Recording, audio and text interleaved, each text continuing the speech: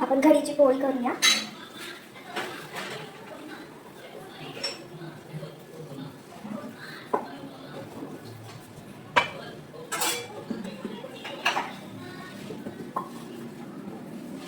तेल लावून घ्यायचं, पोळीला पीठ लावायची गरज नाही अजून.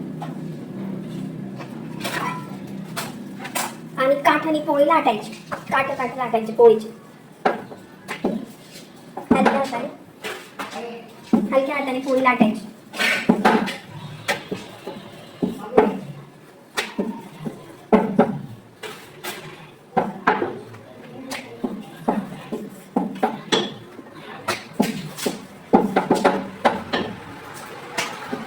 पोळी पूर्ण म्हणजे दोन्ही साईडनी लाटून घ्यायची, म्हणजे पोळी जाड होत नाही. असं काठाला लाटायची हलक्या हाताने.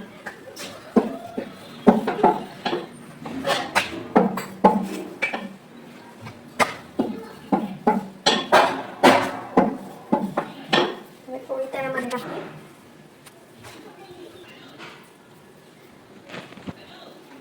बघा पोळी तव्यामध्ये टाकते. पोळी जास्त वेळ नाही ठेवायची, तव्यात टाकली की लगेच त्याची म्हणजे पोळी चांगली फुलते. आता बघा तुम्ही, पोळीला तेल लावून द्यायचं थोडंसं. आपली पोळी फुलायला लागते.